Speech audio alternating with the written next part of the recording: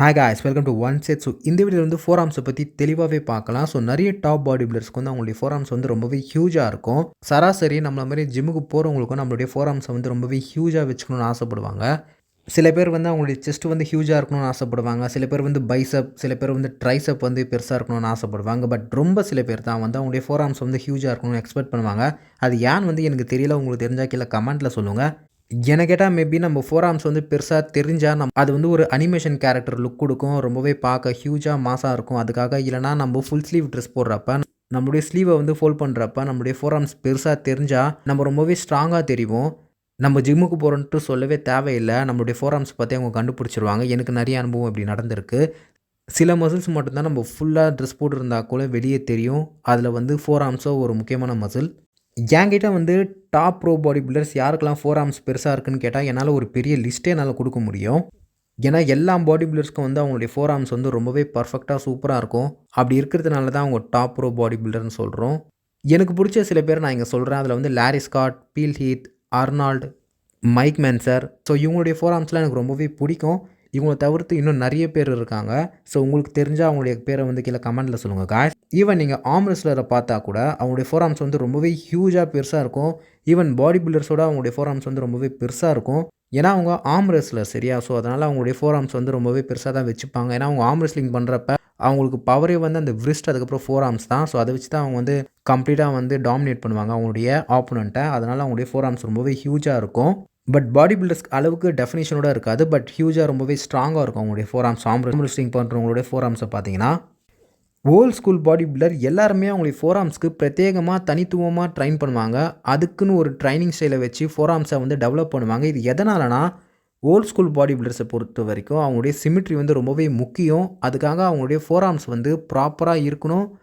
அப்போ தான் அவங்களுடைய பாடி வந்து ரொம்பவே சிமிட்ரியாக பர்ஃபெக்டாக இருக்குன்றதுக்காக அவங்களுடைய ஃபோர் ஆர்ம்ஸ், காஃப், ட்ரிபிசியஸ், ஸோ இந்த மாதிரி சின்ன சின்ன மசில்ஸ்லாம் வந்து அவங்க ப்ராப்பராக ட்ரைன் பண்ணுவாங்க. இப்போ இருக்க பாடி பில்டர்ஸும் வந்து ஃபோர் ஆர்ம்ஸ்க்கு ட்ரைன் பண்ணுவாங்க. அப்போ இருக்க பாடி பில்டர்ஸ் கூட கம்பேர் பண்ணுறப்ப பெருசாக யாரும் ஃபோர் ஆர்ம்ஸ்க்குலாம் இந்த ஜென்ரேஷனில் இருக்க பாடி பில்டர்ஸ் வந்து ட்ரைன் பண்ண மாட்டாங்க.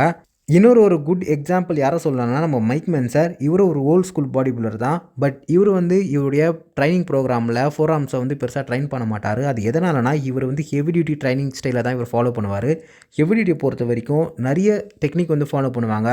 Static hold, eccentric loading, so ரெஸ்பாஸ், ஸோ இந்த மாதிரி டெக்னிக் ஃபாலோ பண்ணுறதுனால கிரிப்பு வந்து ரொம்பவே டைட்டாக பிடிக்கணும். அதாவது நம்ம வந்து அந்த தம்பிள் அதுக்கப்புறம் மிஷின்ஸை வந்து ரொம்பவே கிரிப்பு டைட்டாக பிடிக்கணும்.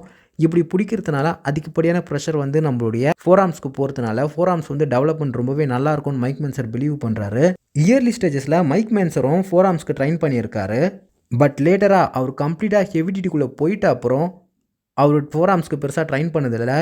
ஈவன் அவருடைய கிளைண்ட்ஸே வந்து அவர் ஃபோர் ஆர்ம்ஸ்க்கு ஒர்க் அவுட் பண்ண சொல்லி ரெக்கமெண்ட் பண்ணதில்லை. பட் இயர்லி ஸ்டேஜஸில் எல்லாருமே வந்து ஃபோர் ஆர்ம்ஸ்க்கு வந்து ஒர்க் அவுட் பண்ணுவாங்க. அதுதான் பேசிக் திங். அதை தான் மைக் மென்சர் வந்து அவர் பாடி பில்டிங்குள்ளே வரப்போ அவர் வந்து ஃபோர் ஆர்ம்ஸ்க்கு ட்ரைன் பண்ணியிருக்காரு. ஃபோர் ஆர்ம்ஸ் வந்து எப்படி ஒர்க் ஆகுதுன்னு பார்க்கலாம். அதுக்கு முன்னாடி நம்ம பைசப், ட்ரைசப், செஸ்ட், ஸோ இந்த மாதிரி மசில்ஸை வந்து ஒர்க் அவுட் பண்ணுறப்ப நம்ம மூவ்மெண்ட் கொடுப்போம். ஸோ ட்ரைசப் பண்ணுறப்ப கீழே புஷ் பண்ணுவோம். அதுக்கப்புறம் பைசப் பண்ணுறப்ப மேலே கேர்ல் பண்ணுவோம். பெஞ்ச் ப்ரெஸ் பண்ணுறப்ப படுத்துக்கிட்டு பார்பில் வந்து புஷ் பண்ணுவோம். ஸோ இந்த மாதிரி மூவ்மெண்ட் பண்ணுவோம். பட் ஃபோர் ஆர்ம்ஸை பொறுத்த வரைக்கும் அந்த மாதிரி கொஞ்சம் காம்ப்ளிகேட்டடான மூவ்மெண்ட்லாம் பண்ண தேவையில்லை. ஜஸ்ட் வந்து நம்ம கையை ஃபோல்ட் பண்ணாலே போதும். நம்மளுடைய ஃபோர் ஆர்ம்ஸை வந்து கம்ப்ளீட்டாக ஆக்டிவேட் பண்ண முடியும். ரொம்பவே ஈஸி தான்.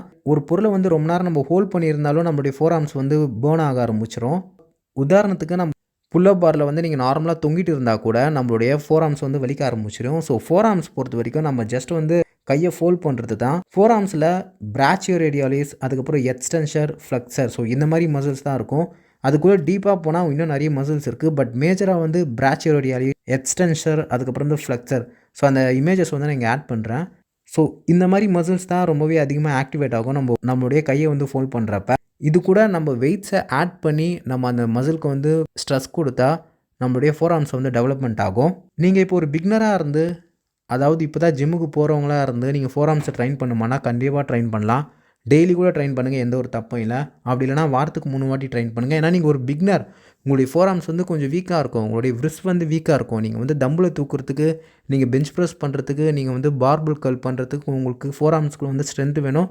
அதுக்காக நீங்கள் அந்த ஸ்ட்ரென்த் பண்ணுறதுக்காக நீங்கள் வந்து வாரத்துக்கு 3 வாட்டியோ இல்லைனா everyday four arms work out பண்ணாலும் எந்த தப்பும் இல்லை. நீங்கள் பிகினராக இருந்தீங்கன்னா, நீங்கள் ஒரு அட்வான்ஸ் பாடி பில்டராக இருந்தீங்கன்னா வாரத்துக்கு 1 வாட்டி இல்லைனா 2 வாட்டி ட்ரெயின் பண்ணாலே போதும். அது எதனாலனா, உங்களுடைய ஃபோர் ஆர்ம்ஸ் வந்து ஆல்ரெடி ரொம்பவே ஸ்ட்ராங்கா இருக்கும். இதுக்கப்புறம் நீங்க என்ன பண்ணணும்னா, அந்த ஃபோர் ஆர்ம்ஸில டெஃபினிஷன், கட்ஸ் எடுத்துட்டு வர வேண்டியது தான் உங்களோட முக்கியமான வேலை. அதுக்காக நீங்க வாரத்துக்கு 1 வாட்டி இல்லைனா 2 வாட்டி ஒர்க் அவுட் பண்ணா போதும். பட் வந்து ரொம்பவே இன்டென்ஸா ஒர்க் அவுட் பண்ணணும். விஷயம் வந்து உங்ககிட்ட ஷேர் பண்ணணும். டோரியன் எட்ஜ் வந்து அவருடைய ஃபோர் ஆர்ம்ஸை வந்து பெருசா ட்ரெயின் பண்ணதே இல்ல. ஸ்டில் வந்து அவருடைய ஃபோர் ஆர்ம்ஸோட சைஸ் பார்த்தீங்கன்னா 19 இன்ச்சஸ். டோரியன் எட்ஜ் வந்து ஹை இன்டென்சிட்டி ட்ரைனிங் தான் ஃபாலோ பண்றாரு. அதாவது ஹெவி டியூட்டி தான் அவர் ஃபாலோ பண்ணியிருக்காரு. ஸோ இப்படி பண்ணுறதுனால அவர் பிடிக்கிற கிரிப்புனால தான் அவருடைய ஃபோர் ஆர்ம்ஸ் வந்து டெவலப் ஆகியிருக்குன்னு நிறைய இன்டர்வியூவில் சொல்லியிருக்காரு. You couldn't really fit any more muscle onto that frame. Look at your fucking forearms. Well, there's the thing, forearms. I never did any training for forearms. All that was just from gripping the bar when I was doing back training mainly. And some bicep training and stuff. So I had 19-inch forearms. அவர் பண்ணுற barbell roving, அதுக்கப்புறம் அவர் back work out பண்ணுறப்ப அவர் பிடிக்கிற grip, அதுக்கப்புறம் வந்து bicep curl பண்ணுறப்ப அவர் use பண்ணுற weight, so இதெல்லாம் சேர்ந்து தான் அவருடைய ஃபோர் ஆர்ம்ஸை வந்து அவ்வளோ ஹியூஜாக வந்து டெவலப் பண்ணியிருக்கு. இன்னொரு விஷயம் என்னென்னா, நான் ஸ்குவாட் பண்ணுறப்ப என்னுடைய ஃபோர் ஆர்ம்ஸ் வலிக்கும். அதாவது நான் ஸ்குவாட் பண்ணி நெக்ஸ்ட் டே வந்து என்னுடைய கால் மட்டும் சோராக இருக்காது, என்னுடைய ஃபோர் ஆர்ம்ஸாக வந்து ரொம்பவே வலிக்க ஆரம்பிச்சிடும். அது ஏன்னா நான் ஸ்குவாட் பண்ணுறப்ப நான் என்னோடய பாரை வந்து ரொம்பவே கிரிப்பாக பிடிச்சிப்பேன். நெக்ஸ்ட் டே வந்து என்னுடைய பிராச்சியோரியலியஸ் மசில் வந்து ரொம்பவே வலிக்கும். இது எதனாலனா நான் பிடிக்கிற கிரிப்பு தான். ஸோ ஃபோர் ஆர்ம்ஸை பொறுத்த வரைக்கும் நீங்கள் பிடிக்கிற கிரிப்பு தான் மேட்ரு. நீங்கள் எந்த அளவுக்கு ஸ்ட்ராங்காக இருக்கீங்களோ அந்தளவுக்கு உங்களுடைய கிரிப் வந்து ஸ்ட்ராங்காக இருக்கும். அந்தளவுக்கு உங்களுடைய ஃபோர் ஆர்ம்ஸ் வந்து டெவலப் ஆகும். நீங்கள் கேட்கலாம், எது best four arms work out அப்படின்னு கேட்டால், எல்லாருமே பண்ணுற அதே நார்மல் விஸ்கல், ரிவர்ஸ்கல், அதுக்கப்புறம் ஹேமர்கள். ஸோ இந்த மாதிரி ஒர்க் அவுட், பேசிக் ஒர்க் அவுட் போட்டாலே உங்களுடைய ஃபோர் ஆர்ம்ஸ் வந்து டெவலப் ஆகும் ரொம்பவே சூப்பராக. எனக்கு ரொம்பவே பிடிச்ச ஃபோர் ஆர்ம்ஸ் ஒர்க் அவுட் என்னென்னா, ஸோ இதுதான். இது வந்து நான் சின்ன வயசில் வந்து நான் பண்ணியிருக்கேன். நிறைய ஜிம்மில் இருக்கும். அப்படி இல்லைனா இது ஈஸியாக கூட நம்ம ரெடி பண்ணலாம். ஒரு ராடில் வந்து கயிறு கீழே நீளமாக கட்டிட்டு கீழே வந்து வெயிட்டை வந்து நம்ம தொங்க விட்டுருவோம். அதுக்கப்புறம் நம்ம வந்து அந்த ராடை வந்து கையை ஸ்ட்ரெயிட்டாக வச்சுக்கிட்டு மேலே வந்து ட்விஸ்ட் பண்ணுவோம். ஆன்டி கிளாக் வைஸ், அதுக்கப்புறம் கிளாக் வைஸ். ஸோ இந்த மாதிரி ட்விஸ்ட் பண்ணுறதுனால நம்மளுடைய ஃபுல் ஃபோர் ஆர்ம்ஸை வந்து சூப்பராக ஒர்க் அவுட் ஆகும். நிறைய ஓல்ட் ஸ்கூல் பாடி பில்டர்ஸ் வந்து இந்த ஒர்க் அவுட்டை பண்ணியிருக்காங்க. எனக்கு செகண்ட் ரொம்பவே பிடிச்ச ஒர்க் அவுட் வந்து ரிவர்ஸ் விஸ்கல் தான். ஸோ இது வந்து நம்மளுடைய பிராச்சியோரியலியஸ் மசில், அந்த ஃபோர் ஆர்ம்ஸ்க்கு மேலே இருக்கும்ல டாப்பில், ஸோ அந்த மசில் வந்து சூப்பராகவே ஒர்க் அவுட் பண்ணும். ஸோ இது 2 தடவை ரொம்பவே பிடிக்கும். மோஸ்ட்லி நான் பிராச்சியோரியலியஸ் மசில் தான் அதிகமாக ட்ரைன் பண்ணுவேன். ரெப் ரேஞ்ச் பார்த்தீங்கன்னா எப்போவுமே லோ ரெப் பண்ணாதீங்க. ரெப் ரேஞ்ச் வந்து ரொம்பவுமே ஹையாக வைங்க. மோர் தென் 20 ரெப்பிடேஷன். உங்களுடைய ஃபோர் ஆர்ம்ஸை வந்து பேர்ன் பண்ணுங்கள், கொளுத்தி விட்டுருங்க, எரியணும், ஃபெயிலியரை ரீச் பண்ணிட்டு போங்க. வெயிட் வந்து மாட்ரேட்டாகவே எடுத்துக்கோங்க. ஏன்னா உங்களுடைய ரிஸ்ட் ஜாயிண்ட் வந்து ரொம்பவே வீக்காக தான் இருக்கும் நிறைய பேருக்கு. நீங்கள் வந்து வெயிட் ஹெவியாக லிஃப்ட் பண்ணுறன்ட்டு கையை வந்து ப்ரோக் பண்ணிக்காதீங்க. ஸ்டில் வந்து மாட்ரேட் வெயிட்டை எடுத்துகிட்டு உங்களுடைய ஃபோர் ஆர்ம்ஸை வந்து கொளுத்தி விட்டுருங்க. அது பற்றின்னு எரியணும் தீயில். ஸோ அந்தளவுக்கு ரொம்பவே ஹார்ட் பேர்னாக இருக்கணும். நீங்கள் ரெப்பிடேஷன் வந்து 20+ போகிறப்ப ஸோ நீங்கள் ஃபெயிலியரை ரீச் பண்ணி கூட போடலாம். ஒரு 2 or 3 செட்ஸ் போடுங்க. ஸோ ஒரு 3 இல்லை 2 வேரியேஷன் சூஸ் பண்ணிக்கோங்க. உங்களுக்கு பிடிச்ச ஃபோர் ஆர்ம்ஸ் ஒர்க் அவுட் எதுவோ அவ்வளோதான். உங்களுடைய ஃபோர் ஆர்ம்ஸை வந்து பற்ற வச்ச மாதிரி ஃபீல் இருக்கணும். அந்தளவுக்கு வந்து இன்டென்ஸாக வந்து ஒர்க் அவுட் பண்ணுங்கள். ஃபோர் ஆர்ம்ஸ்க்கு வந்து லோ ரெப்பிடேஷன் பண்ணாதீங்க. 8 to 12 ரெப்பிடேஷன்லாம் பண்ணாதீங்க. பெருசாக எந்த ஒரு டிஃப்ரெண்ட்டும் தெரியாது. ஃபோர் ஆர்ம்ஸ் பொறுத்த வரைக்கும் ரெப்பிடேஷன் அதிகமாக பண்ணுங்கள். 20+ பண்ணுங்க. கண்டிப்பாக வந்து ரிசல்ட் வந்து ரொம்பவே சூப்பராக இருக்கும். ஸோ இந்த வீடியோவில் வந்து டாப் பாடி பில்டர்ஸ் யாருக்கு அதிகமான ஃபோர் ஆர்ம்ஸ் இருக்குன்னு கேட்டிருப்பீங்க. பட் நிறைய டாப்பில் இருக்க எல்லா பாடி பில்டர்ஸ்க்கு வந்து ஃபோர் ஆர்ம்ஸ் வந்து சூப்பராக இருக்கும். ஸோ என்னால் ரேங்கிங் பட்டியலாம் போட முடியாது. ஸோ இது வந்து ஒரு ஃபோர் ஆர்ம்ஸ் வந்து கம்ப்ளீட்டாக நம்ம பார்த்த மாதிரி இருக்கும். உங்களுக்கும் ஒரு ஐடியா கிடைச்ச மாதிரி இருக்கும்.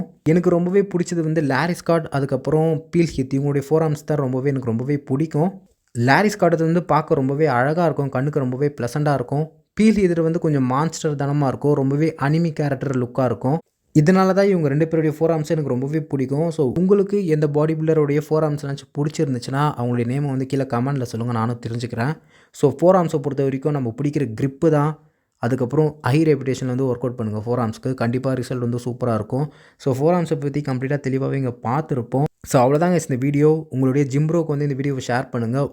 ஸோ பாடி பில்டிங் இன்ஃபர்மேஷனை பற்றி தெரிஞ்சுக்கணும் நம்ம சேனல் சப்ஸ்கிரைப் பண்ணிக்கோங்க. Guys, thanks.